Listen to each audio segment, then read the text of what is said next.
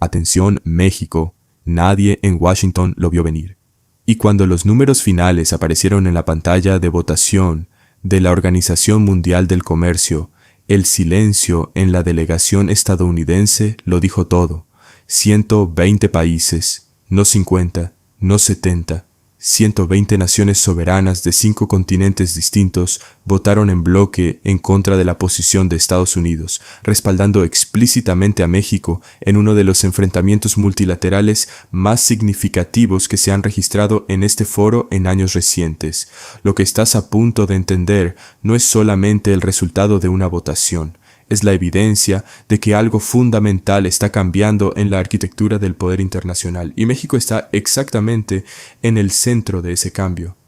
Pero para entender por qué este momento importa tanto, primero necesitas saber qué desencadenó todo esto, porque la historia no empieza en Ginebra, empieza con una decisión de Washington que cruzó una línea que muchos países llevaban tiempo esperando no tener que cruzar. Durante los últimos meses, la administración Trump ha escalado sostenidamente su postura hacia América Latina, combinando presión económica, retórica agresiva y en algunos casos amenazas que analistas de política exterior en Londres, Berlín y Ciudad de México describieron públicamente como desproporcionadas frente a cualquier amenaza real verificable en la región. El punto de quiebre no fue un discurso ni un tuit, fue una maniobra concreta dentro de los mecanismos de la OMC, donde Washington intentó utilizar los instrumentos del propio sistema de comercio internacional para presionar a países que mantienen relaciones comerciales normales con naciones que Estados Unidos considera adversarias, extendiendo así su política exterior unilateral hacia territorios que, hasta ese momento, habían logrado mantenerse fuera de esa disputa. En términos simples, Estados Unidos intentó que la OMC funcionara como extensión de su política exterior, y ahí fue donde todo cambió, porque esa maniobra no solo afectaba a un país, afectaba el principio mismo sobre el cual descansa el comercio internacional multilateral, que ninguna nación, sin importar su tamaño o poderío militar, puede dictar unilateralmente con quién comercia el resto del mundo, y fue México quien decidió que esa línea no se cruzaría sin respuesta. Lo que ocurrió en las semanas siguientes es donde esta historia se vuelve verdaderamente extraordinaria, porque la respuesta mexicana no fue reactiva ni improvisada, fue el resultado de una construcción diplomática que llevaba meses tomando forma en silencio. Funcionarios de la Cancillería mexicana activaron canales que este gobierno había cultivado pacientemente, conversaciones con bloques europeos, coordinación con economías emergentes de Asia y África y una articulación directa con socios del hemisferio occidental que compartían la misma preocupación de fondo. No se trató de hacer llamadas de emergencia pidiendo favores, se trató de activar relaciones reales, construidas con tiempo y con credibilidad institucional acumulada. El resultado fue una coalición de 120 países que presentaron una posición conjunta formal ante la OMC. Pero aquí viene la parte que Washington claramente no anticipó. No todos esos 120 países tienen conflictos abiertos con Estados Unidos. Varios de ellos son aliados históricos de Washington en otros foros internacionales. Algunos tienen tratados de defensa activos con la administración estadounidense, y aún así votaron en contra de la posición norteamericana en este caso específico. ¿Por qué? Porque el argumento que México y sus aliados pusieron sobre la mesa no fue ideológico, no fue antiestadounidense.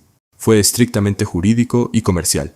Ningún mecanismo de la OMC puede ser utilizado legítimamente para imponer sanciones extraterritoriales que violan los principios básicos del libre comercio multilateral. Ese argumento resultó imposible de rebatir para decenas de delegaciones que, aunque políticamente cercanas a Washington, no podían votar en contra de principios que ellas mismas habían firmado y defendido durante décadas. Y eso convierte esta derrota estadounidense en algo cualitativamente distinto a un simple choque geopolítico norte-sur. Es una fractura dentro del propio sistema de alianzas que Estados Unidos ha construido desde la posguerra. Ahora bien, ¿qué significa concretamente para México haber liderado esta coalición? significa varias cosas simultáneamente, y ninguna de ellas es menor. Primero, confirma que la estrategia de diversificación de alianzas que este gobierno ha ejecutado, construyendo puentes simultáneos con Europa, con el bloque de economías emergentes y con el hemisferio latinoamericano, produce resultados medibles cuando llega el momento de activarla. No es retórica, es infraestructura diplomática real. Segundo, eleva el costo político de cualquier presión futura que Washington intente ejercer sobre México de manera unilateral. Cuando un país puede movilizar 120 naciones en un foro multilateral, la ecuación de poder en una negociación bilateral cambia de manera estructural, no coyuntural.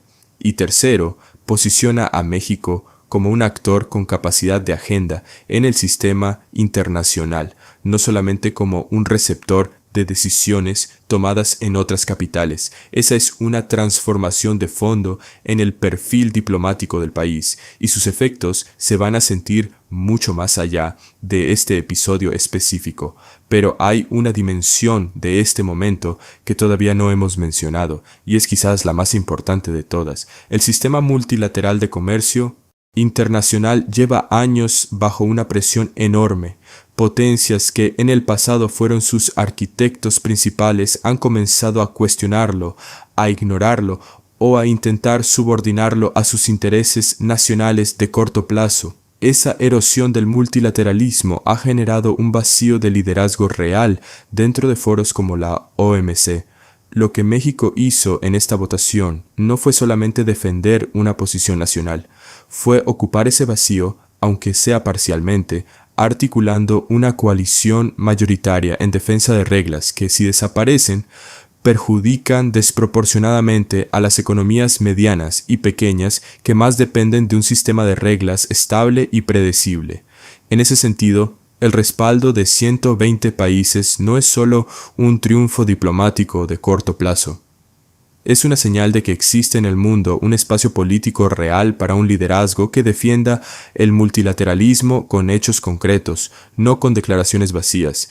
Y México, en este momento, está ocupando ese espacio. Washington tendrá que procesar esta derrota, y la procesará, porque las administraciones estadounidenses, independientemente de su orientación política, son instituciones con memoria y con capacidad de aprendizaje. La pregunta no es si ajustarán su postura, la pregunta es en qué dirección lo harán. Podrían optar por intensificar la presión bilateral fuera de los foros multilaterales, donde el peso de Estados Unidos es estructuralmente mayor. Esa sería la respuesta más predecible, y también la que México, con esta coalición ya construida como respaldo, estaría en mejor posición de resistir que en cualquier momento anterior de esta administración. O podrían reconocer que intentar instrumentalizar mecanismos multilaterales para fines de política exterior unilateral genera costos diplomáticos que superan con creces los beneficios tácticos de corto plazo. Esa sería la respuesta más racional.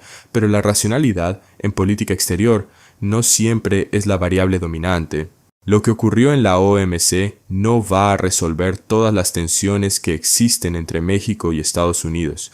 Eso sería una lectura excesivamente optimista de un episodio que, siendo significativo, es uno entre muchos en una relación bilateral profundamente compleja y estructuralmente asimétrica, pero sí cambia algo real, la percepción internacional del margen de maniobra de México.